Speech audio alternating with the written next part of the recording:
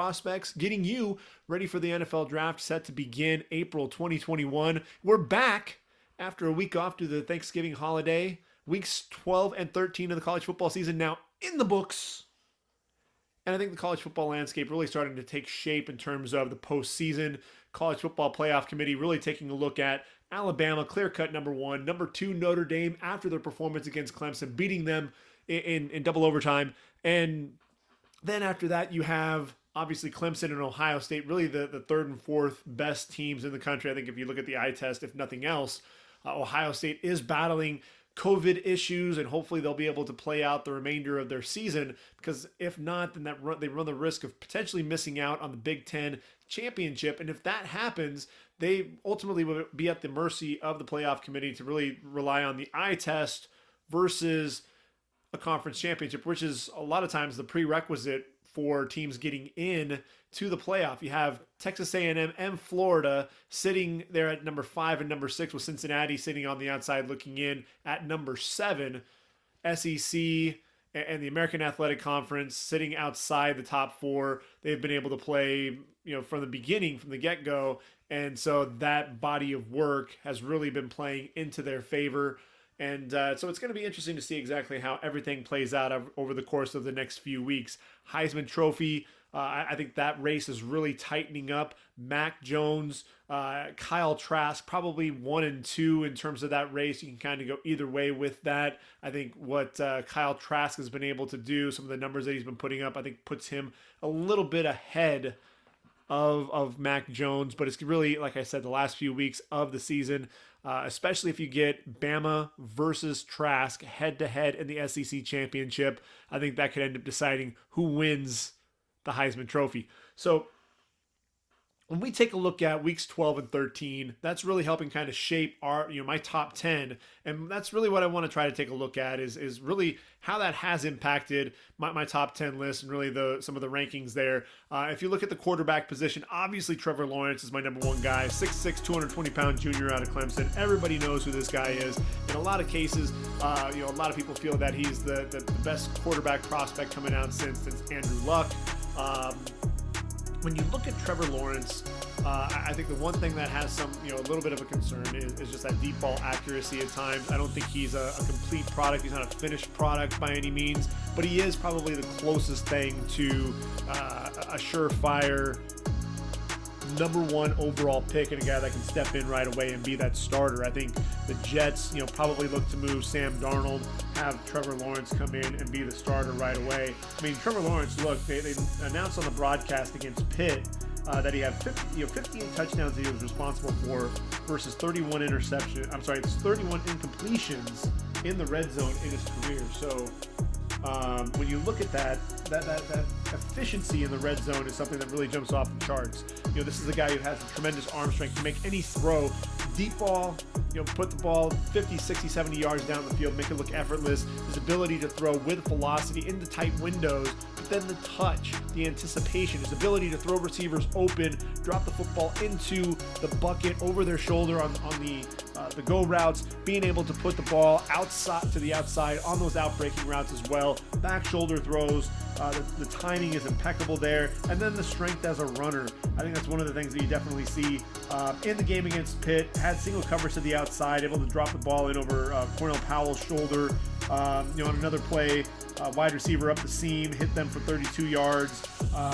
It's one of those things when you watch Trevor Lawrence, like he was 26 to 37, 403 yards, a couple of touchdowns there against Pitt.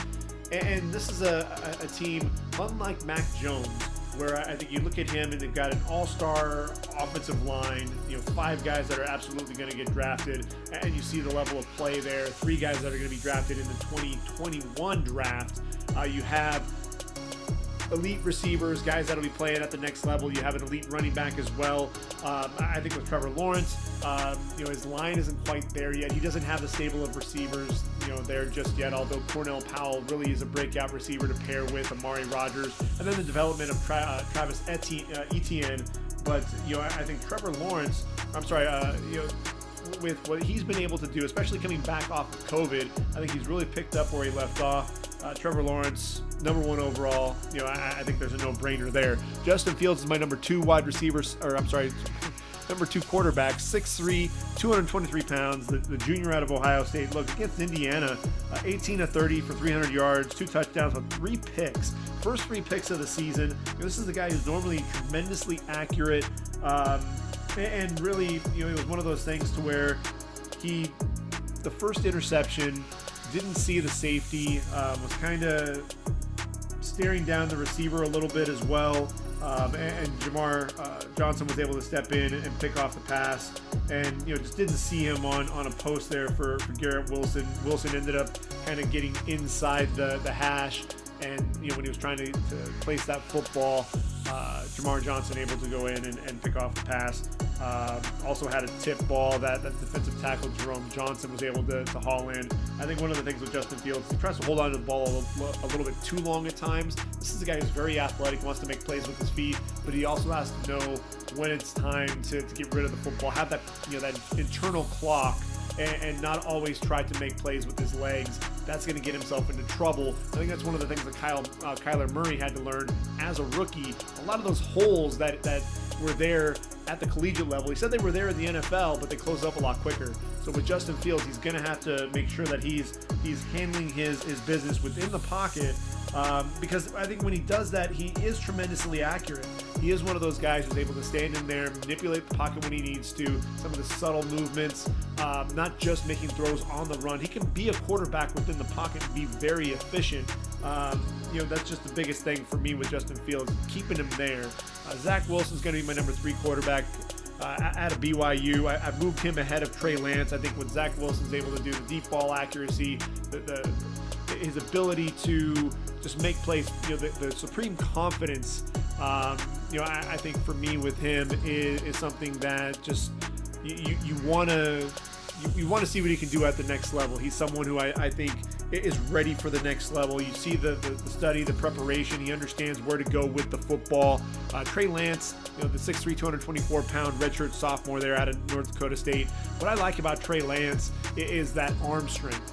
He has that cannon for an arm, but then he's also very athletic. No interceptions in his redshirt freshman season. Also ran for 1,100 yards. Tremendously athletic. That's really the next wave of these quarterbacks. Guys that are going to be successful have to be able to create outside the pocket, be able to manipulate the pocket as well. But you look at guys like Patrick Mahomes, you look at Russell Wilson, you look at Lamar Jackson, you look at Josh Allen. What these guys have been able to do, you have to be mobile. I think these top 4 guys really able to do that. Kyle Trask, Mac Jones, I've got them a step down after that. Kellen Mond, very inconsistent with his play, so that's why I've got him sitting outside the top 6. I think with Kyle Trask, I've got him a little bit ahead of Mac Jones, and the reason why, the 6'4", 6'5", 240-pounder, what I think is so impressive for me with Kyle Trask is just his ability. He knows where to go with the football. I think the physical skills for him outweigh what Mac Jones has just a little bit. He does have some average arm strength, but the anticipation, his ability to throw his receivers open, and he does throw the ball into double coverage at times, does try to sit there and trust his receivers a little bit too much.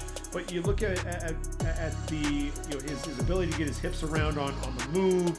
He is limited athletically, but he's still able to make plays from within the pocket, and the subtle movements within the pocket as well, I think really jump off the charts for me for Kyle Trask. You look at Mac Jones, 6'3", 214, the redshirt junior, second in the FBS in completion percentage. This is the guy, he made his first start in the 2019 Iron Bowl, and in the 2020 Iron Bowl, he's 18 of 26, 302 yards, 5 touchdowns, incredibly efficient day, tremendous feel in the pocket. I think that's one of the things that really jumps off the charts when you watch Mac Jones. And yes, he's playing with elite talent around him, but still, you have to be able to deliver the ball, deliver the strikes, be able to throw his receivers open. And he does a tremendous job being able to allow those dynamic receivers to make plays in space, catch the ball, and get up the field without slowing down. I think that's what really helps Devontae Smith, is he is explosive, but you're able to catch that football in stride. And when he's able to catch that ball and get to full speed, Devontae Smith is definitely dangerous. We'll be talking about the receiver position here in just a moment. but the anticipation, throwing receivers open, really before the receivers were out of the break. I think both of those guys are able to do that. I think Kyle Trask physically is a little bit more has a little bit more strength to him. I think in terms of the athleticism, probably both a little bit limited, although I think Kyle Trask has a little bit more athleticism than Mac Jones does. At this point, they're both tremendously accurate. I think Mac Jones probably throws a little bit better deep ball, but I still have Kyle Trask just a little bit ahead of Mac Jones at this point. But it's one of those throughout the pre-draft process. Though that's really the two guys that we'll kind of be taking a look at to see who's going to be that next quarterback after our top four. I think we really know who the top four are going to be, and it's really going to be just a matter of which team is going to move up for Zach Wilson or Trey Lance, because Justin Fields, I think it's almost a given. He's going to be the number 2 pick right now going to the Jacksonville Jaguars. I think the Jaguars need to get a guy in there that can be a dynamic player, a face of the franchise. Minshew Mania has been great for the Jacksonville Jaguars, but it hasn't really generated wins. And I think getting Justin Fields in there, what he's been able to do there for the Buckeyes, that makes the most sense to me. If we move on to the running back position, and really before I do that, Brock Purdy versus Sam Ehlinger, Texas, Iowa State. This was really a game, kind of a showdown to find out who was ultimately going to be in the Big 12 championship. Brock Purdy and company end up winning. He completes 25 of 36 passes, 312 yards and a score. Very accurate on the short passing game. Found his tight ends up the seam. Really limited from a receiver standpoint. I'd like to see Brock Purdy come back for one more year there at Iowa State. Look, he's got Breece Hall, who's a legit Heisman candidate there at the running back position. Only a sophomore. Would love to see him come back. Charlie Kolar, his tight end, also come back as well, and really see what the Cyclones can do there for Matt Campbell. You'll have Mike Rose running the defense there at the linebacker position. I think the Cyclones will be in a nice position there. But look, Purdy very efficient on the short passing game, intermediate throws, hit and miss, deep ball accuracy. He'll struggle at times. So I think he still needs to continue to build some of that rapport with his receiving core. Sam Ehlinger, look, he's a big dude. He's 6'1", 224 pounds. 17 to 24, 298 yards of the score on that game, had 65 yards on the ground and a touchdown. But man, that deep ball accuracy is so hit and miss. He hit Brennan Eagles on a post for 50 yards to open up the game. But on a lot of other throws, just not enough touch on the deep balls, not enough air under it at times. And he'd throw the ball to the outside when the receiver has inside leverage. And he doesn't always step into his throws, or if he does, he'll step into the bucket and the balls will sail. So some of the mechanics can be off. I really see Sam Ehlinger. I think he'll get drafted. I think teams are going to look at him as the next Taysom Hill and really see what they can do with their offense, bringing him in, running some packages. That makes the most sense to me. You see what he's able to do with the ball in his hands. He's very physical as a runner. That makes the most sense to me if you're going to look to Sam Ehlinger at some point. I think he'll be a day 3 guy, probably late day 3, but I think he'll be more of those package guy, more of a gimmick guy than anything else. I don't see him being a full-time quarterback at the next level. If we transition to the running backs, really the conversation is who's going to be that number 1 running back. Is it Najee Harris or is it Travis Etienne? Najee Harris, 6'2", 230 pounds out of Bama. Travis Etienne, 5'10", 210. And really with Etienne, he has that burst and that speed. Always saw that there as a freshman, and then from there he started to get stronger and stronger and stronger. And now he has the power to complement that speed. He's able to run through contact, and that contact balance is what really is starting to make him a special back and be able to translate to the next level. Shows tremendous hands out in space, and again, when he gets into that open field, he's going to run away from defenses. But here's where I think he's going to struggle at times. It's that pass protection. And in that game that I've watched against Pitt, he really struggled in pass pro. There was one in particular, Phil Campbell, a linebacker, came with a blitz off the edge, didn't square him up, wasn't able to really get much of a hand on him, just kind of more or less got in the way, and ultimately Campbell got in on a sack with Patrick Jones II, the dynamic defensive end, who was able to beat the tackle on that play. And I think Etienne, that pass blocking ability, especially when you're so close between these two running backs, I think the nod has to go to Najee Harris. And Harris, look, against Auburn, 11 carries, 96 yards and a touchdown, had a couple of receptions for 34 yards, showing the hands, the soft hands on the outside, catching the flat, able to ultimately break a tackle of the linebacker Owen Papo and get up the field, down the sideline. This is a guy who I think, he does a great job pressing the line of scrimmage, putting his foot in the ground, getting north and south, having the speed to go the distance on a 39-yard touchdown run. The quick feet, jump cut ability. He has the power to run you over. You've seen time and time again with his ability to jump over defenders as well. But the pass protection. This is a guy who consistently is able to pick up blitzes, whether it's up the middle, coming across the formation, coming off the edge. I think that's really where Najee Harris has Etienne beat, and I don't think it's even close. That's why I have Harris number 1. Number 3 and number 4, really it's kind of a coin flip there with the North Carolina running backs. I think Javonte Williams, what he's been able to do, the 5'10", 220-pound junior, very explosive running back, but he's kind of the thunder to Michael Carter's lightning. It's kind of a Reggie Bush, Lendale White type of a combination. Now, Michael Carter, he's only 5'8", 199 pounds, but even against Notre Dame, he had 8 carries for 87 yards, had a reception for 23 yards, and you see the contact balance. That's really the thing. He's breaking tackles, able to step out of another tackle and show a jump cut and get down the sideline. Soft hands in the passing game. To me, I look at Michael Carter and he's one of those backs I think is going to translate to the next level and probably have a more productive career in the pros than at the collegiate level. And I think a lot of that has to do with that versatility.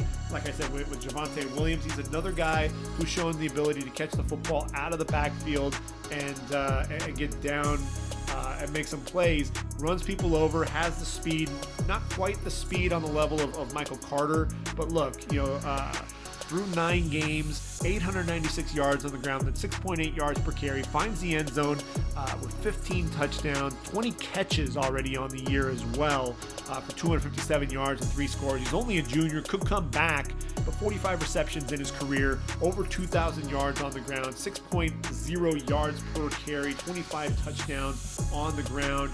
And you look at a guy like Michael Carter, he's a smaller guy, but he's a speed back. He's a guy that you really are going to lean on a little bit at times in the passing game as well. Over 3,000 yards with 1,000-yard, hit the 1,000-yard mark in 2019. I think he'll do that again this year. So far for this season, 7 yards per carry, just 4 touchdowns, but 22 receptions. Look, 79 catches in his 4 years there at Chapel Hill. To me, I look at Michael Carter. I think the versatility for him, ultimately, he's probably going to end up being that number 3 running back in my opinion. Chuba Hubbard battling injuries. He's my number 5 running back right now. A guy who's really struggled behind that line at times to really get going.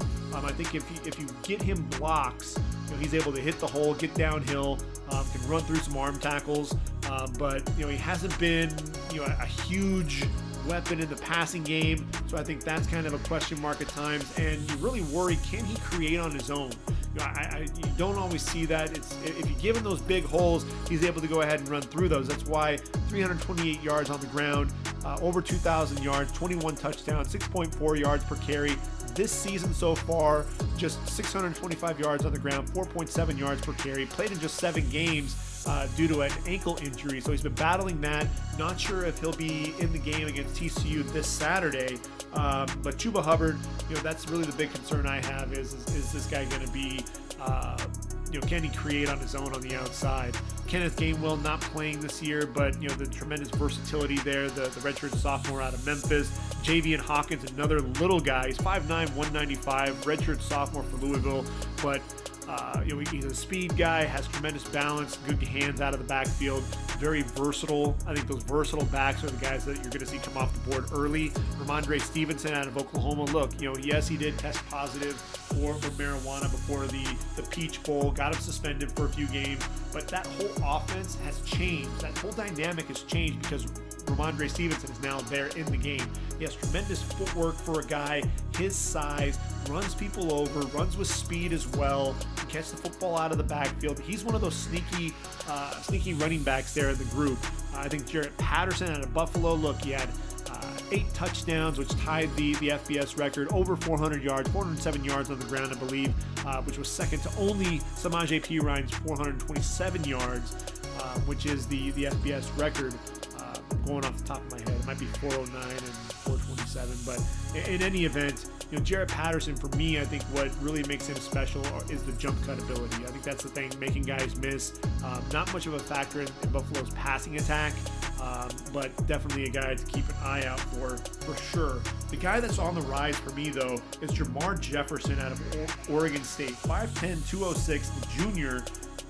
Struggled against Oregon in the past, but not in the game this past weekend. Research Stadium, Corvallis, Oregon, the fog rolling in. That stadium's known to have those foggy games, and man, he lit it up. First play from scrimmage, kind of gets lost in the shuffle there a little bit to the outside, pops free, and then shows the speed to split the defenders in the secondary, go the distance for an 82-yard touchdown on that very first play. Does a really good job pressing the line of scrimmage, the jump cuts to get to the outside, puts his foot in the ground, very decisive, has excellent hands as well. In that game, 29 carries, 226 yards, and 2 touchdowns. Jermar Jefferson, to me, I think the biggest question was, did he have that breakaway speed? He answered that question emphatically in this game, especially with that 82-yard reception or 82-yard carry to begin the game. Ran away from the entire Oregon secondary, and there are some guys that really run well in that secondary. He just ran away from them. Jermar Jefferson, really a name to be on the lookout for. Only a junior, could come back, but I think he has to be in day 2 consideration now. Really has helped himself out. One other name to really, 2 names to keep an eye out for. Rodarius Thompson out of Texas Tech. He's 6'2", 210, only a redshirt sophomore. Against Oklahoma State, 13 carries, 133 yards, 2 touchdowns. This is a guy with the vision to see the cutback lane. Runs with power, has speed to get out to the next level. Doesn't have that breakaway burner speed, but definitely has that physicality. Another decisive runner. And then Jared Dokes. He's 6', 230 pounds, Cincinnati. Played against UCF, had 28 carries, 97 yards. What you saw there was the forward lean. I think that's one of the things, dropping his pad level and running over guys, putting his foot in the ground, cutting up and getting to daylight. And then the angle routes. He had 3 catches for 36 yards on that game. And angle route after angle route, he definitely is a guy that could be a weapon in the passing game as well. He's going to be one of those physical running backs that I think will end up getting drafted sometime on day 3, probably a 5th, 6th round pick, but a guy who I think has limited wear in terms of his action out on the field, but he has seen this really is his second full year of action. As a freshman, only saw 9 games, but really when you look at it through his 3 seasons to this point, 324 yards on the ground, 36 receptions in his career as well. He's a guy to be on the lookout there on day 3. When you look at the receivers, obviously Jamar Chase is the big playmaker there on the outside. He's our number 1. Jalen Waddle, I think right now, just the explosiveness. You see what's missing there with Alabama. John Mechie and Slade Bolden not really able to replicate the speed demon on the outside that is Jalen Waddle. I think he's more explosive than Henry Ruggs, if you can believe that. But Devontae Smith, still in action against Auburn, 7 catches, 171 yards, 2 touchdowns. I think what really jumped out to me, though, was his blocking ability. The block on the boundary to spring the tight end, Khalil Billingsley, for a big gain. But again, it's the route running. Had this nice post and go, stepped inside versus double coverage, ultimately able to go the distance on a 66-yard touchdown. And then running the slants, able to get a quick inside release against the corner, make the catch. And here's the thing, when he runs those slants, he's not slowing down. He's catching the football in stride, hands catcher out in front of him, and he's up to full speed by the time he catches the football. So he's able to get down the football field, make some plays in space, set up the defenders, and get to the outside and go the distance. That was a 58-yard touchdown on a slant there against the Tigers. Definitely dynamic on the outside in space. He's a lot more dynamic with the speed than I think people give him credit for, because you see the route running ability. You think he's a possession receiver. He's not as fast as Jalen Waddle or Henry Ruggs, and he might not be as sudden as Jerry Jeudy, but man, this guy does everything right. I think after that, you've got Terrace Marshall from LSU. He's opted out for the remainder of the season, as has Rashad Bateman out of Minnesota. Those two guys, bigger receivers, bigger physical guys that have speed, can get down the field, can be a potential number one for a team. Rondell Moore out of Purdue. Look, this guy's a diminutive one, 5'9", 180 pounds, but a guy who lifts with the offensive line, big ball of muscle. This is a dude who could be a tremendous slot receiver and a guy that's just going to exploit defenses with his suddenness and then his ability to get over the top. And then he runs through tackles, runs through guys. Chris Olave, look, 6'1", 185 pounds out of Ohio State. Able to see him against Indiana. 8 catches, 101 yards in that game. And this is a guy, look, he extends, he attacks the ball in the air. He's so smooth with the route running ability. Runs a slant route, cuts inside the corner in soft coverage, able to make the catch. Never had to break stride, gets up the field for an 18-yard game. Does a tremendous job working underneath. You see him sustaining blocks on the edge to spring mass fatigue for a touchdown. The body control in the air, able to adjust to the football. I think Chris Olave has a chance to be a first-rounder. Look, Tylan Wallace out of Oklahoma State. He's 6'1", 185 pounds. And with Tylan Wallace, the physicality with which he plays, I think that's one of the things that definitely jumps off the film. Against Texas Tech, late separation is one of his go-tos, one of his hallmarks. And really what he's looking at is, even when that corner is right there and is in phase, he's able to make a kind of a subtle, uses that arm, doesn't really extend and push off, but kind of gives him a little bit of a cushion. This is a veteran NFL move, and is able to then kind of jump back at an angle and elevate and make that catch. That late separation there at the catch point ultimately is something that is really that trademark of his. He's a guy, look, he's a former Biletnikoff Award finalist, 14 100-yard game there against Texas Tech this past week. That's the most actually in all of FBS, I believe, for the returners. Tylan Wallace right there, and then Amon-Ra St. Brown out of SC. SC didn't get to play due to some COVID issues within the program, but against Utah, 5 catches, 53 yards. He's 6'1", 195. Very physical after the catch. He's sudden with the ball in his hands. And a guy who's just a savvy route runner, knows where the soft spots are in the zone. Very intelligent receiver. Speaks four or five languages. Just really an intelligent player, and a guy that I think is going to continue to see his draft stock rise. But I'd be remiss if I didn't mention a guy who I really need to put into my top 10. I don't care what anybody says. I really love the guy, and that's Ty Freifogel. I talked about him in the last podcast, and what has he done? He's just gone out and balled out each and every game. Against Michigan, 7 catches for 142 yards and a touchdown. Back-to-back 200-yard games against the Spartans. 11 catches, 200 yards with 2 touchdowns. And then against Ohio State, 7 catches, 216 and 2 touchdowns. Indiana nearly came back to beat Ohio State, losing 42-35. And a big reason why they were in the game was Ty Freifogel. This dude, the possession receiver, a guy who does a really good job. Had a 56-yard touchdown up the sideline, back shoulder throw at the 36-yard line. Was able to adjust to the football in the air, shrug off the corner, and able to get down the field for a touchdown.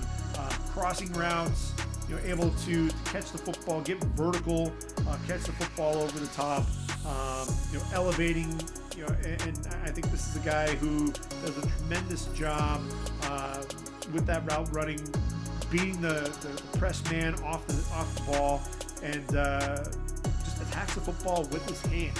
He's a hands catcher, natural hands catcher, attacks the football, just plucks it out of the air. He's going to come back to the football. He's not going to wait for the football to get to him. He's going to attack it. He's not a burner per se, but a guy who I think is going to be a possession receiver. Favorite target, everyone's talking about Whop Philyor, and I think Whop Philyor is going to be a nice slot option for a team. 5'11", 180 pounds, against Ohio State, 6 catches, 56 yards and a touchdown. But Ty Freifogel is absolutely going to be a favorite target of a quarterback. Definitely become Michael Penix Jr.'s favorite target, and it can definitely be a weapon. I mentioned Whop Philyor as a slot option. I think Amari Rodgers is really solidifying himself as one of those guys who has a chance to be a second-day pick. He's 5'10", 210, and against Pitt, 10 receptions for 93 yards. You just see the physicality after the catch. Again, he's only 5'10", but 210 pounds. Catch on a screen, ran through three tackles. Everyone tried to tackle him high, and he runs through a lot of those tackles. Does a really good job taking the short gains into long receptions. Strong, powerful, very sudden off the ball. I think he's quicker than he is fast, but definitely a guy that I think is going to find a home at the next level. And then Ben Skoranek, since he's transferred to Notre Dame, started off with a hamstring injury there for the Irish, but against UNC, had a couple of scores. I think he's a guy that's going to extend his arms for the football, come back to the ball, makes a nice target for the quarterback, adjusts well to the football in the air, strong hands, ran a 13-yard touchdown on a jet sweep, able to get to the outside and score. A guy, look, he's a big target. He's going to be that big receiver, big possession receiver, and be a weapon in the red zone as well. We go to the tight end position. I think Kyle Pitts has to be the number one guy. 6'6", 240 pounds. First game back after the wicked collision with Lewis Cine of Georgia. Concussion protocol. He was out for a couple of games. Back against Kentucky, and I'm sure Kentucky did not want to see him. 5 catches, 99 yards, 3 touchdowns. 2 of his touchdowns were there in goal line play. Had this awesome return route, a 7-yard touchdown. Really sold the inside route, then plants and gets back to the outside and makes that catch, ends up getting into the end zone for a score. But really, the first play goes up the seam, able to kind of fake to the outside and got the corner, I believe it was Kelvin Joseph, to widen, and then that ultimately allowed him to take it right up the seam, catch, run, 58-yard touchdown. Welcome back, Kyle Pitts. This is a guy, look, he's not the tight end in the traditional sense, and I don't think he's Evan Ingram either. This is a guy who's, you really haven't seen a guy like him at the next level. Evan Ingram, was a smaller guy, but tremendous speed. Kyle Pitts is 6'6", 240 pounds, and shows tremendous catch radius. He wants to be a good blocker. He wants to be a willing blocker, but you can line him up anywhere. He's faster than the linebackers. He's too big for corners and safeties. He's going to be a mismatch, wherever you put him on the field. And I think he has a great chance to be a top 10 pick when it's all said and done. Other guys, Pat Freiermuth, he's done for the year, has to have surgery, 6'5", 256. They call him Baby Gronk.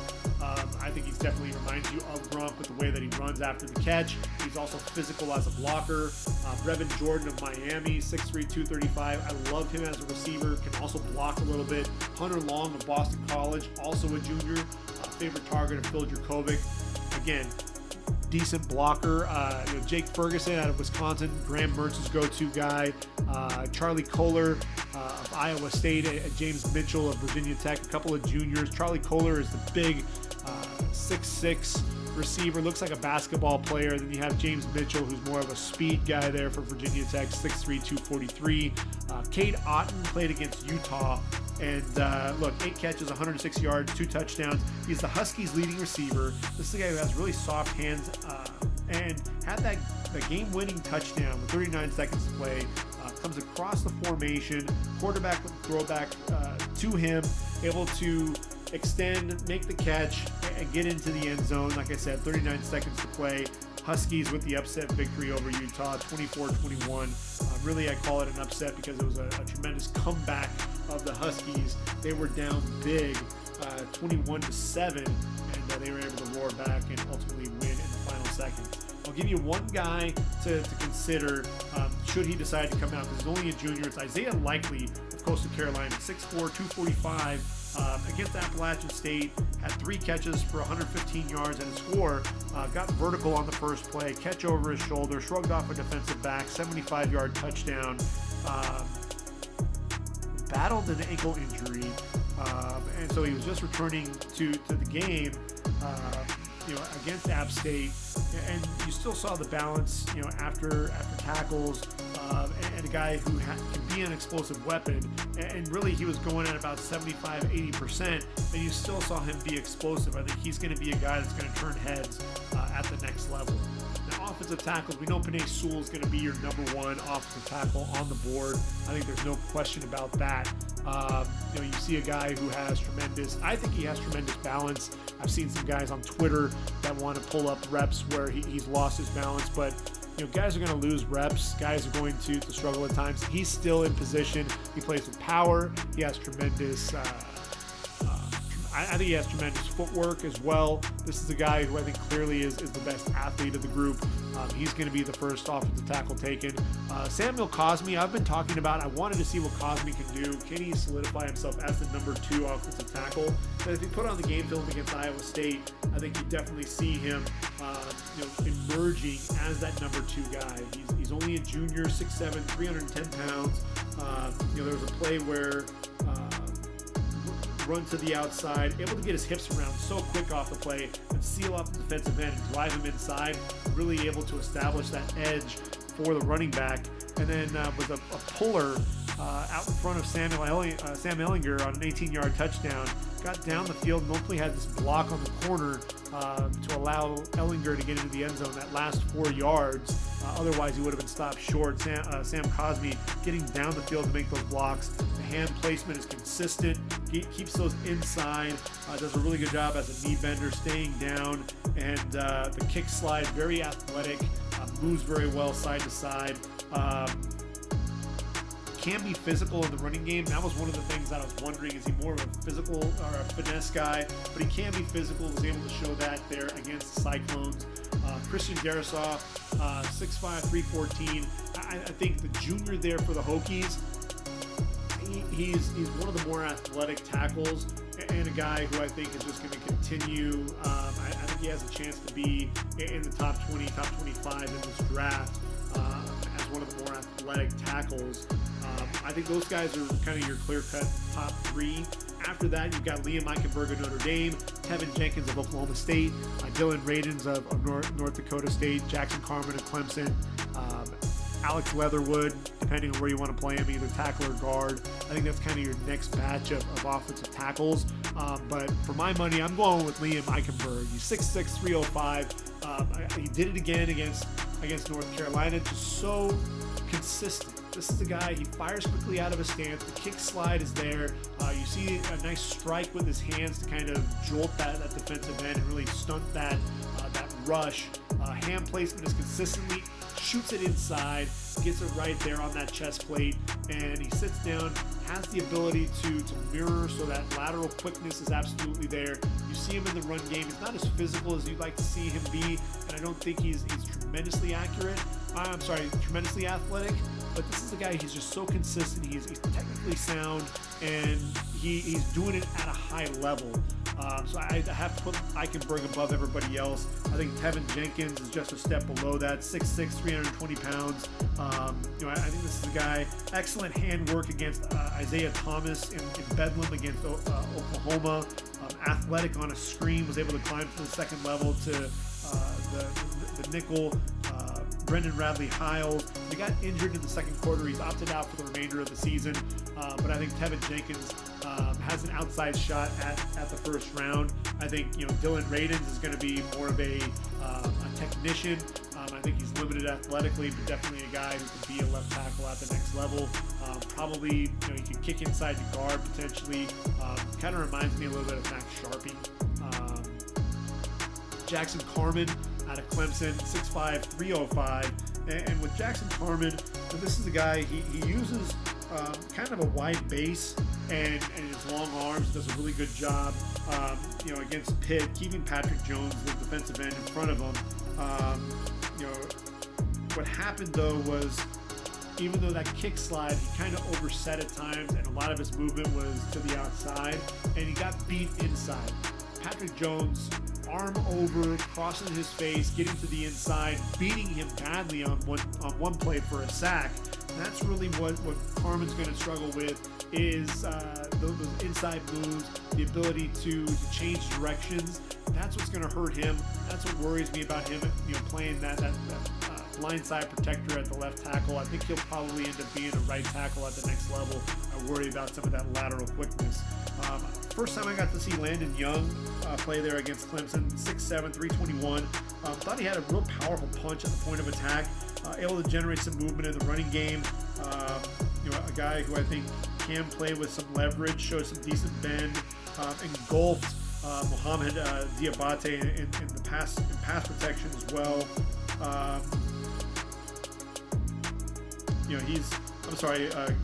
I said they played Clemson. It was actually against Florida. But yeah, Mohamed Diabate in pass protection. Again, that lateral quickness showed some of that as well. Against Brenton Cox, I think one of the things that really worried me was he was kind of moving backward against Cox.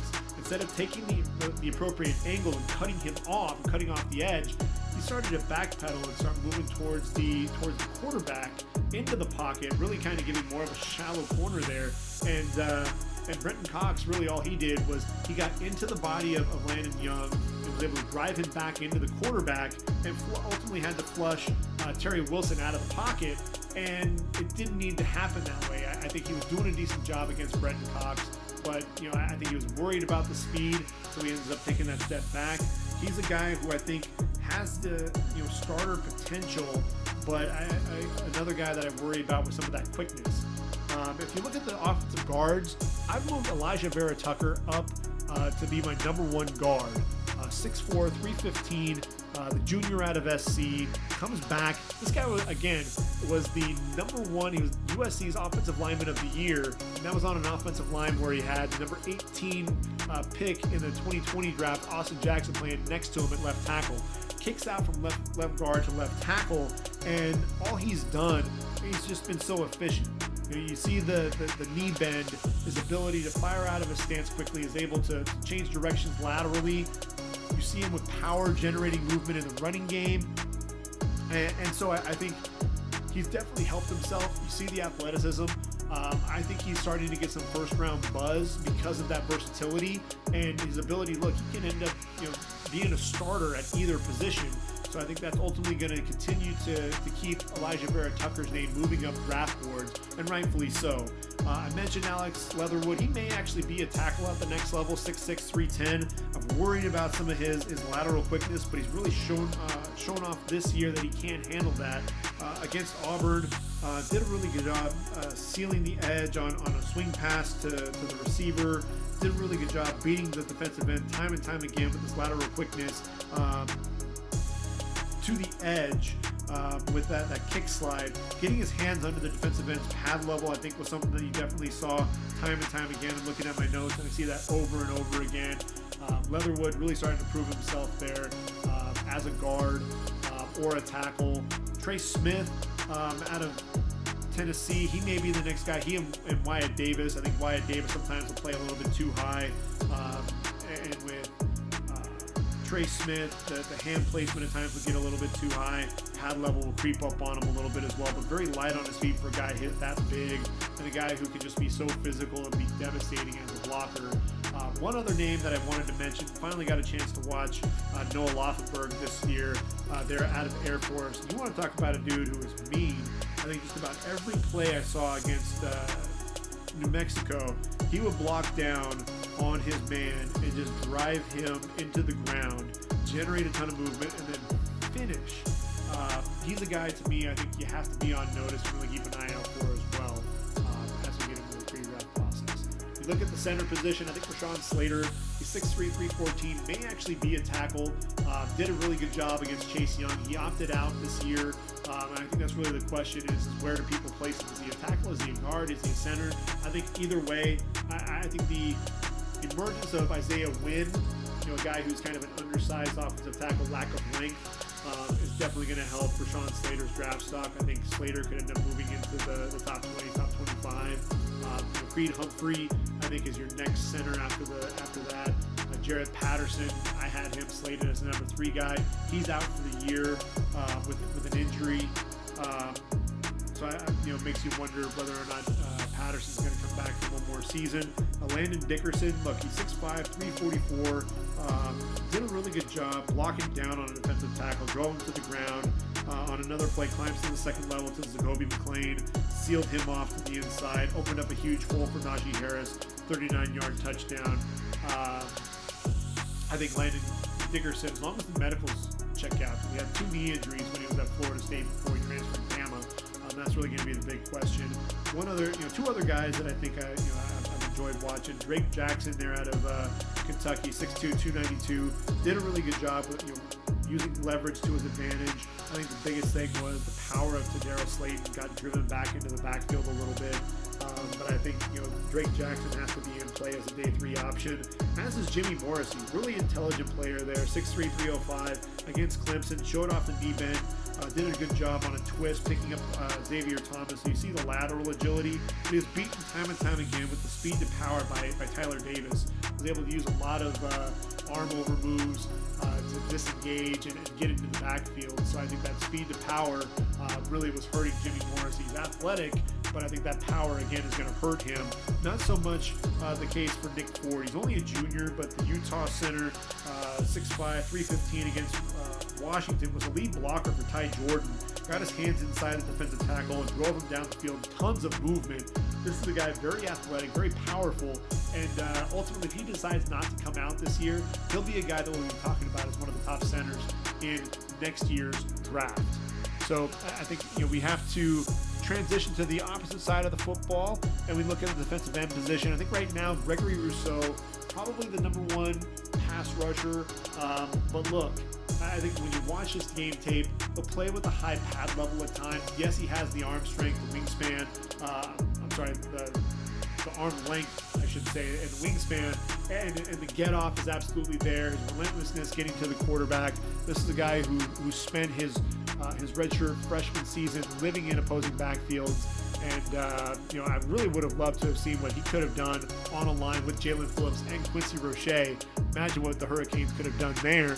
But as a redshirt freshman, 54 tackles, 19.5 going for loss, 15.5 sacks, had a couple of forced fumbles on the year as well. Opts out due to COVID and opts to enter the draft. But I think he's a guy who's seen his past, his draft stock drop just a little bit because you haven't been able to really see him play. And when you think about him, you think about that pad level getting a little bit high.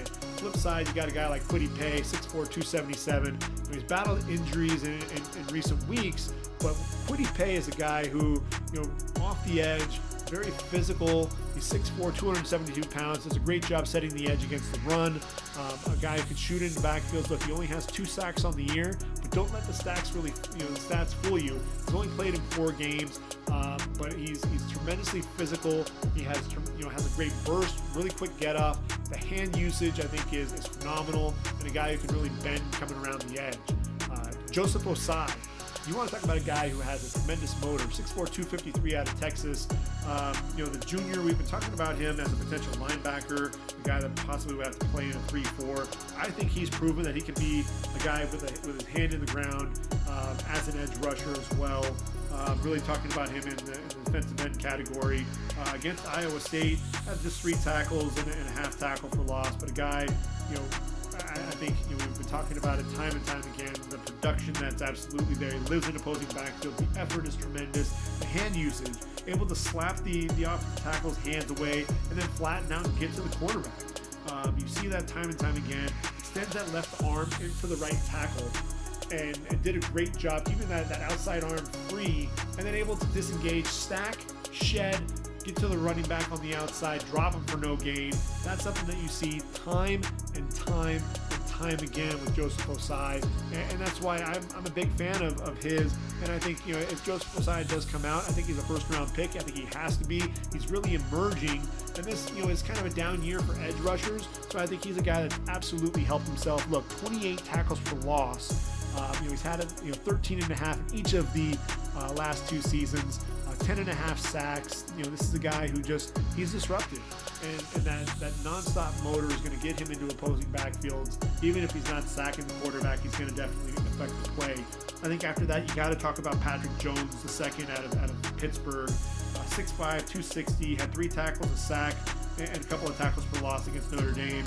Tremendous burst off the ball. He continues to work. Another guy with tremendous effort. I think that's the thing. He has the athleticism to boot, but you have a guy who is physically gifted and also has that effort and wants to work hard. Those are the guys that are going to be tremendously successful at the next level. Showed tremendous balance on a cut block, continue and pursuing the football. Mentioned that Jackson Carman playing a little bit too high and oversetting a little bit, took a couple of steps to the outside, ultimately crosses the face, has a really nice swim move, ends up getting into the backfield, getting a sack on Ian Book as well.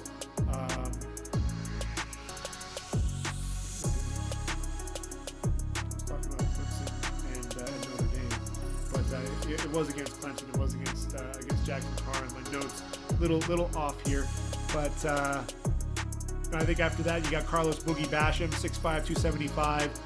He bends a lot better than I think people give him credit. I don't think he's quite as stiff as AJ Epinesa, but I think when you look at Rousseau, Pay, Ossai, Jones, they're the more athletic guys coming off the edge. I think the sleeper to watch is Peyton Turner, 6'6", 270, coming out of Houston. This is a guy, he's going to be invited to the Senior Bowl, so we'll be able to see what he's able to do against top competition, play in and play out. Guy who's been battling some knee injuries, sat out the last 2 games.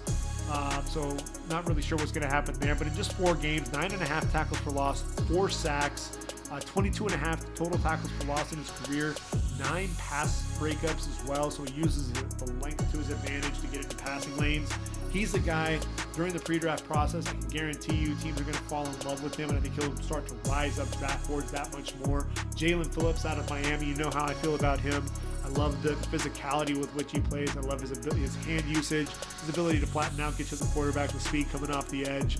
Aiden Hutchinson, he's 6'6", 278. Again, reminds me of Aaron Smith, there for the Steelers.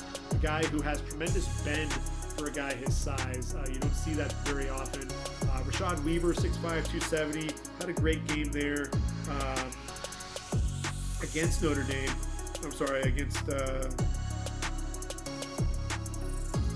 Against Clemson. Not all that explosive. With the long arm and trying to be out physical the guy, but he has that burst coming off the edge and able to get to the quarterback. A couple of sacks and a forced fumble there in the game. Again, 6'5", 270 pounds, coming off of an injury. Really had to have a stellar season this year, and I think that's one of the things that has people coming back to watch Pitt game in and game out. Is you want to see the dynamic duo of Weaver and Jones.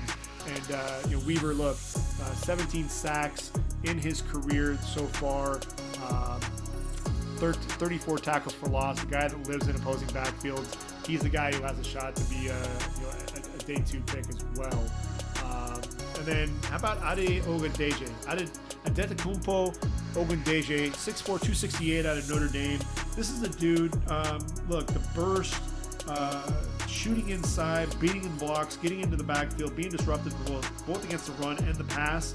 But there was a play that I think, in the broadcast there against North Carolina that everyone was raving about, and I was tremendously impressed as well. It was an outside stretch play, getting to the outside. He was able to get inside out, chase down Javonte Williams for no gain. Incredible play there. Incredible athleticism on a run play.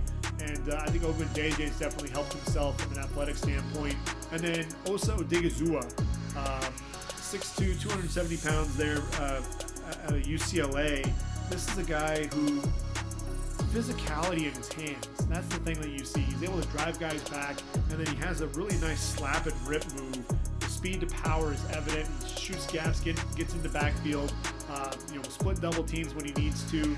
He's a guy who's going to, he's a little undersized. He doesn't quite have the length that some of these guys have. I think that's what's going to hurt some of his draft stock. He has tremendous effort, that speed to power, plays with tremendous leverage, the hands. I think that's the thing when you look at this draft class is there are a lot of guys who have tremendous hand usage, and that's what's going to really help them in a lot of those battles at the next level. Defensive tackle, this is a kind of a weird position to really evaluate this year. You've got Jay Tufele out of USC, Levi Muzurike of Washington. They both opted out, especially after the Pac-12 play. I think those are two guys that probably right now are going to be second-round picks. Tyler Shelvin out of LSU also opted out. He'll probably be a day 2 guy, possibly fall to day 3. More of a run stuff for a guy that's going to plug holes. Marvin Wilson out of Florida State, 6'5", 311. He's opted out at this point. This is a guy who, again, the production as a junior really happened in 2 games. And I think since then, you see some of the traits there, but the production versus the potential just not matching up. And I think that's why a lot of his draft stock's fallen.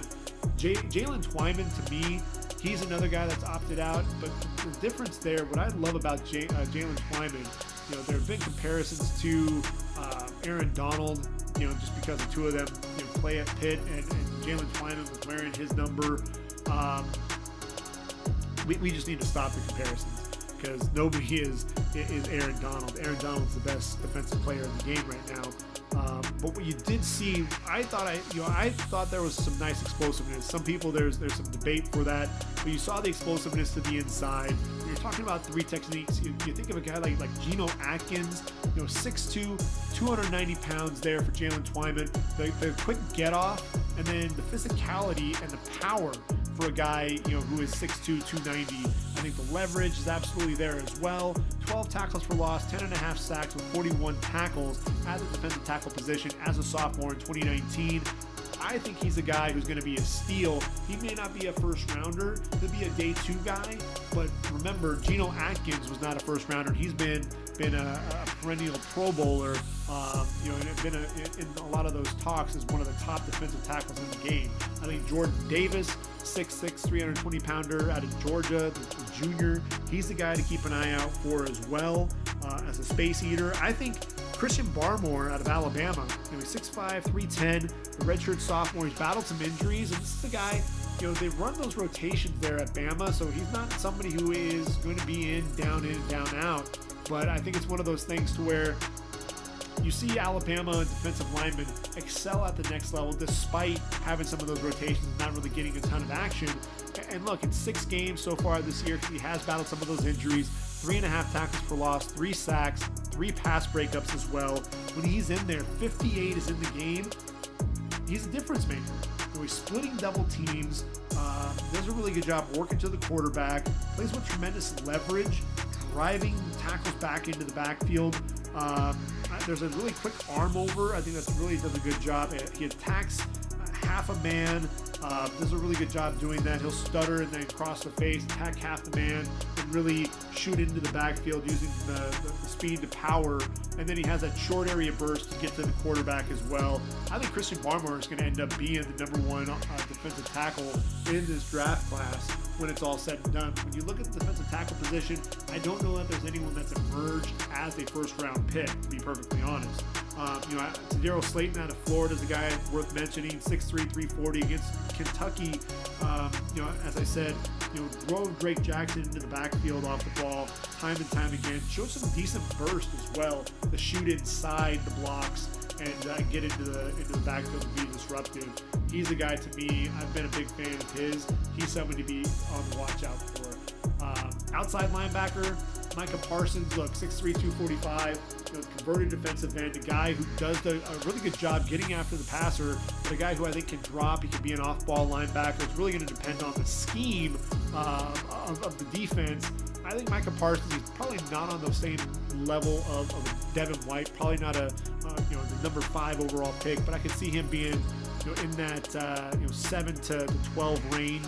A guy, look, 18 tackles for loss, 6.5 sacks in 2 seasons there for the Nittany Lions, 6 forced fumbles, 5 pass breakups, 109 tackles there in 2019 as well. A guy who has a nose for the football, tremendous range, tremendous athleticism, plays behind the line of scrimmage, but can also drop into coverage a little bit as well. So I think, Micah Parsons, absolutely a difference maker. He's going to be that number one guy.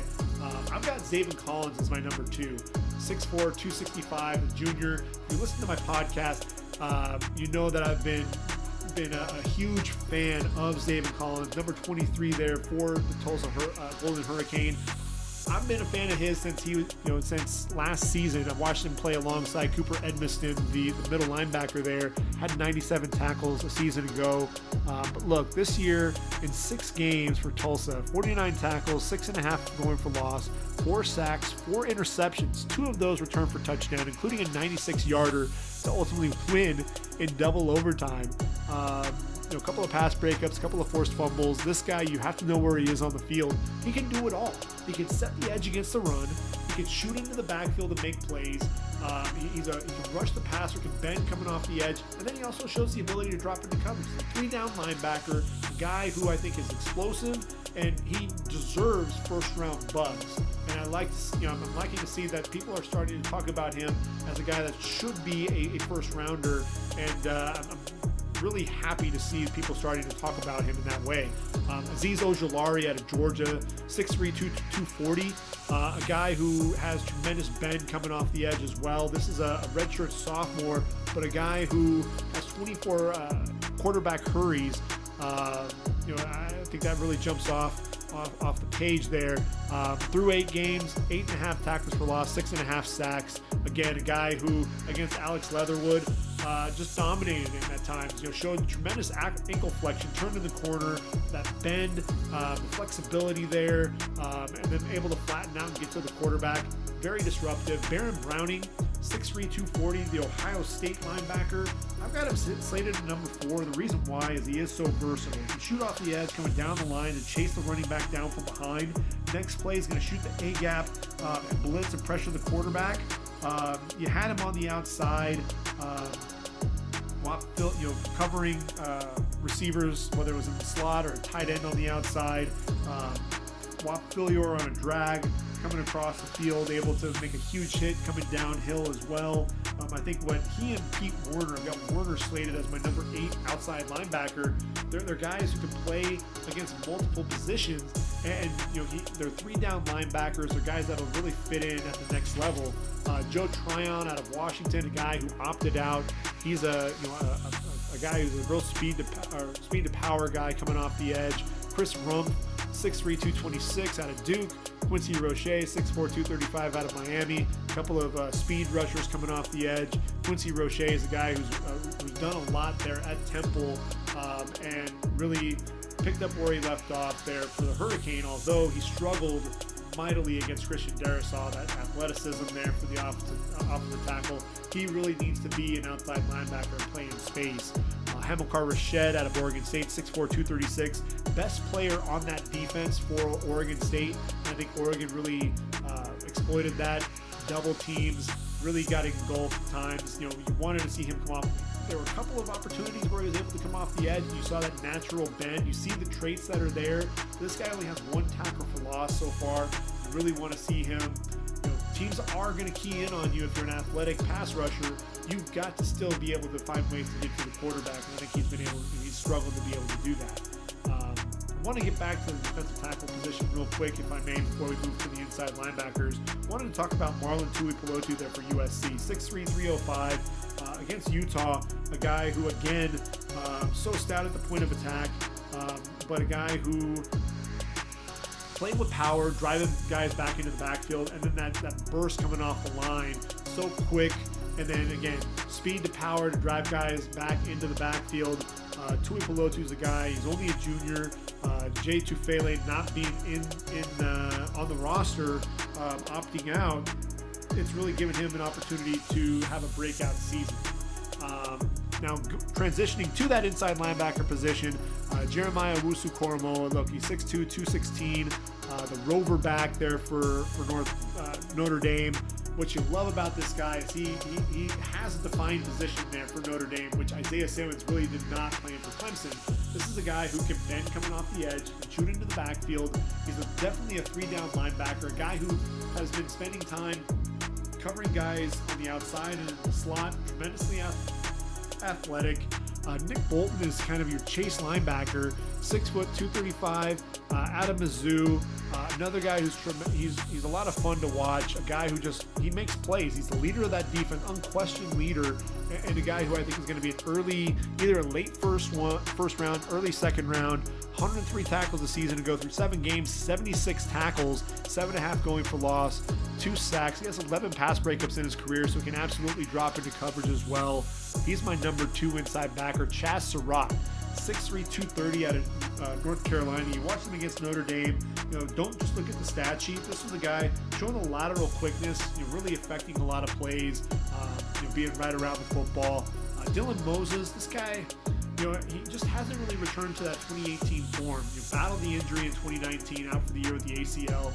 6'3", 235. You can see that he's absolutely the leader of that defense, making all the pre-snap reads. But I thought a lot of his tackles were made down the field. No real lateral explosiveness either.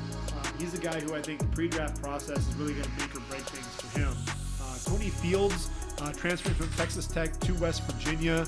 A guy who I think has definitely helped himself immensely this year. A guy who has a ton of tackles already, 6'1", 220 pounds. I'm sorry, he didn't transfer from Texas Tech. It was Arizona. But through 8 games, 79 tackles, 3 tackles for loss and a sack.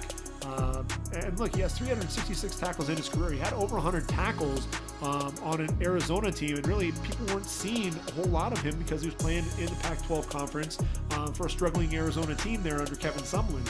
Now he's moved to West Virginia. Neil Brown has West Virginia playing well in the Big 12. And people are starting to take notice of Cody Fields. I think Jabril Cox, LSU struggling there as a team, giving up a lot of points. Jabril Cox still a very versatile linebacker, guy who has 4 pick sixes in his career.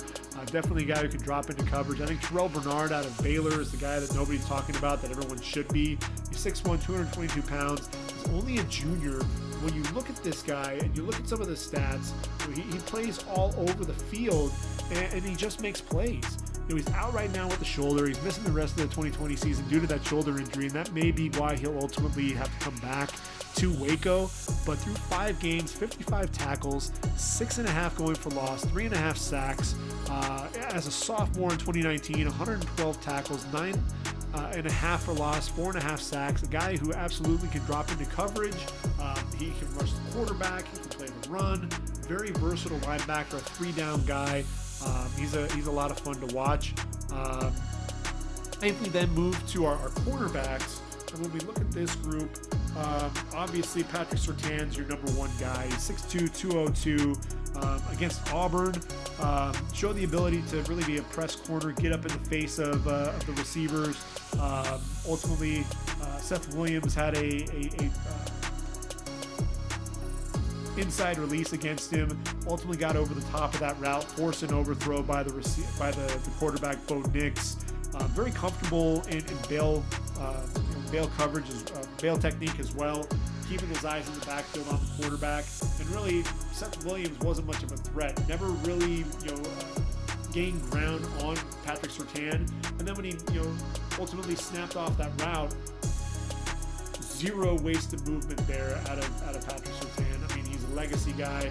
A guy, he's going to follow in his father's footsteps. But I think he's a guy who could end up being a top 5 pick when it's all said and done. Look, J.C. Horn out of South Carolina opted out for the remainder of the year. His family's been hit hard by COVID, so he's opted out for the remainder of the year to stay safe and ultimately get ready for the draft. 6'1", 200 pounds. I've got him a little bit ahead of Caleb Farley. Farley has battled some injuries at times there for Virginia Tech, but there's no question. Look, he's 6'2", 207. He's big, he's physical, has tremendous hips, able to stay with receivers on the outside. And then I got Shaun Wade, like 6'1", 194, out of Ohio State, junior. This is a guy who I think is working to play on the outside. He's someone who he struggles at times if you're going to ask him to be a press corner on the outside there. But if you allow him to play in off coverage, allow him to read the routes, watch them as they develop, be able to drive on the football and make plays that way, I think Shaun Wade is absolutely going to be a player. I think that's why he's been such a really good, before that he was a safety, able to transition from corner to safety. And I think he can play a lot of positions. I think Shaun Wade has an outside chance at the first round, as does Darion Kendrick out of Clemson. Look, 6 foot, 190 pounds. He's physical, another converted receiver, a guy who really understands the position. And then after that, you got to look at Elijah Molden and Asante Samuel. The two nickels, they're undersized. They're both 5'10", about 180 pounds, both juniors, but the ball skills for days. If you look at Elijah Molden, 8 tackles, a tackle for loss, and then that interception to really jumpstart things against Utah, really got things going. They were down 21-7 after that pick. They got a field goal, put it to 21-10, but I think that really helped the momentum there in the second half for the Huskies. This is a dude, look, in zone coverage, does a really good job coming down in a hurry, diagnoses really quickly, and I think, that intelligence, he's got a 3.56 GPA there for the Dogs.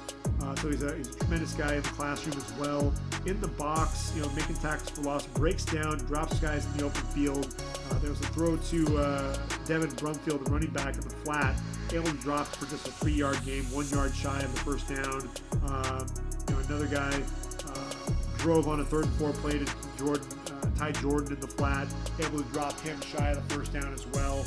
So Elijah Molden, that interception, what you saw there, reading the quarterback, diagnosing the play, coming off of his man, ends up picking off the pass on a crossing route.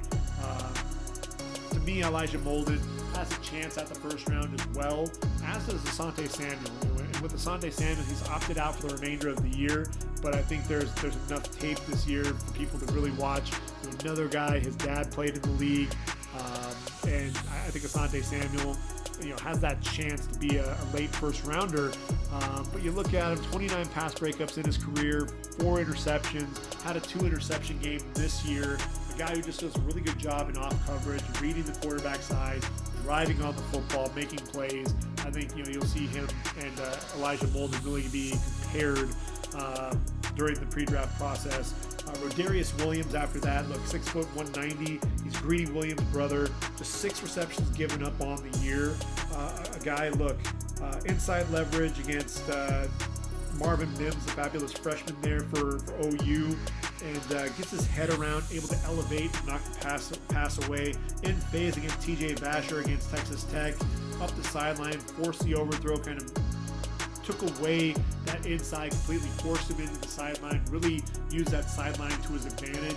I think Rodarius Williams, another guy that people aren't really talking about, but they should be. And I think through the pre-draft process, people will really start looking at him a lot more. I thought Greg Newsome against Wisconsin, very physical at the catch point, 6'1", 190, only a junior, but I thought he's done a really good job staying in phase most of the year, being very physical, and he's gotten himself into trouble with some pass interference calls. Needs to watch his hands a little bit, but does a really good job forcing those receivers into the sideline, really neutralizing their effectiveness. 2 more guys to mention as potential later round picks. How about Zach McPherson, 5'11", 195, diving interception in the 3rd quarter, came off of his man. Spencer Sanders rolling out late, throwing the football on a crossing route, made the read, diving interception. And they talked about on the broadcast, he had the 4 interceptions so far on the season, had a fumble return for a touchdown. When you think about it, of the 8 turnovers created by Texas Tech, McPherson's been involved in 6 of them.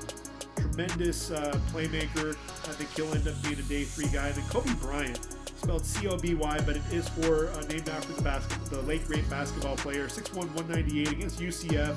Showed the ability to really close in a hurry. I think that's one of the things that you definitely see with him, driving on the receiver, driving on the routes, so that even if the ball is thrown in front of him, he's a sure tackler and doesn't create any yards after catch.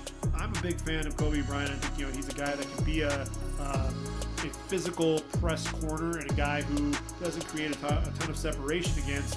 And he's got some length to him as well. So I think he'd be a nice day 3 pick for a team. And then looking at the safety position, obviously Trevor Merrick, the best best safety, hands down, best cover safety in college football, in my opinion. Javon Holland, the playmaker there for Oregon, he's opted out. Andre Sisco battling in that injury, out for the year. Sustained that injury in pregame in one of the games, ran into one of his teammates. So that injury really going to question what happens with his draft stock there. Richard LeCounte is the intelligent player there for Georgia. Reed Blankenship, the guy who plays well over the top, the unquestioned leader there from Middle Tennessee. Bubba Molden there from Miami, a guy who flies around making a ton of plays, very physical. I think you got Joshua Bledsoe and Tyree Gillespie from Missouri. They're both about 6 foot, 6'1", about 210 pounds. Both show that they're able to cover. There's coverability, there's some fluidity in their hips. They're both physical, powerful hitters there on the back end of the defense. Richie Grant out of UCF, he's 6 foot 194, and in his last game, 16 tackles, 1.5 going for loss, and that was in that loss against Cincinnati. Very physical, a guy that coming across on a jet sweep, able to get downhill, drop the receiver for a loss of 6, undercut a route for a near pick, but also runs into his linebacker on another play on a crossing route that ended up allowing the receiver to make a big gain. With Richie Grant, there's a lot to like, but he makes a lot of mistakes as well. A guy who does a really good job playing downhill in the box, but I think he struggles at times trying to do too much in coverage. And I think when you think of Richie Grant, this is a guy who 1 year, he's a guy who 108 tackles as a sophomore and 6 interceptions, and I think he's trying to get back to that. Kind of had a down year in 2019, 2020 through 9 games, 72 tackles, 3 interceptions, 5 pass breakups on the year. This is a guy who I think he's just trying a little bit too hard, trying a little bit to do a little bit too much. You want to see the cover skills a little bit more. I think he's kind of a free safety, kind of wants to be more of that deep safety player. So I think Richie Grant's somebody, probably a day 3 guy at this point. You see a lot of the production, but you can't just rely on the stat sheet when you're talking about him. And one other guy that I do want to mention, and I'm probably hearing me flipping through my notepad because I had all of his notes ready to go, and then I lost it. And so I'm trying to find it back, get it back here, and that's kid out of Pitt, and that's Damar Hamlin. And what I really like about number 3 there for Pitt, he's a free safety, 6 foot 196. One of the things that you saw was the cover ability, and I think the cover skills there. A lot of people want to talk about Paris Ford, but I'm a big Damar Hamlin fan, and I actually like him more than Paris Ford at this point. I think he's been more consistent. Quick throw to the outside against Amari Rodgers, gets downhill, wraps him up in the open field for just a 1-yard gain. Throw wide to Rodgers on another play, tried to get up the field, wrapped up the receiver and threw him down. No yak, 5-yard gain there. At the goal line, started outside the tight end, and cuts inside, plants and drives back inside. Gets a hand in for a pass break up there as well. In the slot against Will Swinney on a slat and go, opens up to the slant, but still able to quickly turn, get outside, get up the field with the receiver, was even with the receiver in phase and able to knock the football free. So when you look at that, you see the hips, you worry about safeties having stiffness in their hips. Not so much with Damar Hamlin. He's a guy, to me, I think people need to be talking about him. He may not be a day 2 guy, but I think he'll end up being no more than a 4th rounder, and a guy who I think can end up, I think he has starter potential because of those cover skills there at the free safety position. So those are the guys that I was really keeping track of, not only in my top 10, but guys that are just outside the top 10 at this point through weeks 12 and 13. Hopefully that's caught you up to where we're at now. We're talking about week 14. Hard to believe we're already here into December, but we're here, and COVID obviously has been making an impact on the season. We've got Vandy and Georgia, Northwestern, Minnesota, Maryland, and Michigan, as part of 6 games that have been either postponed or canceled. On Sunday, December 6th, due to some of the COVID issues, Western Kentucky is taking on Charlotte, and then Washington State traveling out to LA to take on the number 20th ranked USC Trojans. USC finally able to get clearance. They were having some issues there, especially on the offensive line, but they now have clearance to play. You'll have to keep an eye on the Trojans, see how effective they'll be, since they were kind of on lockdown there due to the COVID outbreak. So those are the games that have been impacted in one way or another by COVID-19. Ohio State is going to get to play against Michigan State on Saturday. Number 4 ranked Buckeyes traveling to East Lansing. And I think you're going to see the Justin Fields show. I think you're going to see them really step up and play well. Michigan State, they beat Indiana, gave Indiana their first loss. And so I think if you underestimate Michigan State, especially in Spartan Stadium, bad things can happen. But I just think they'll be outmatched against Ohio State. You've got Oklahoma State traveling to TCU. Even without Chuba Hubbard and LD Brown and Tevin Jenkins, that offensive line still ended up blocking pretty well against Texas Tech, gave Desmond Jackson over 200 yards. Gary Patterson-led defense. I'll be curious to see what happens, especially in Amon G. Carter Stadium. You got, let's see, as we stroll through some of the additional games, those are the early games that I know I'm going to be interested in. Notre Dame taking on Syracuse. Just another way to watch. Ian Book, Kyron Williams, Liam Eichenberg blocking up front, and then defensively JOK and Ogundeji leading that defense. West Virginia at Iowa State, number 9th ranked Cyclones taking on the Mountaineers. That'll be an interesting game to watch. I think Neil Brown's team upset-minded. I think that's going to be an interesting game to keep an eye out for. Wisconsin at home against Indiana in Camp Randall Stadium. Number 12 ranked Hoosiers taking on the 16th ranked Badgers. That's going to be interesting. Michael Penix Jr. has the knee injury. He's out. So I think that's really going to hurt things for Indiana. You're really going to have to rely on Stevie Smith running the football, and hopefully you can get Tri Freifogel up there on the outside, get him going against Wisconsin. Wisconsin, look, they don't have the explosive running back. A lot of their receivers, when they lost to Northwestern 17-7, their receivers were getting hit either with injuries and such. So Graham Mertz needs to have a bounce back game there against the Hoosiers.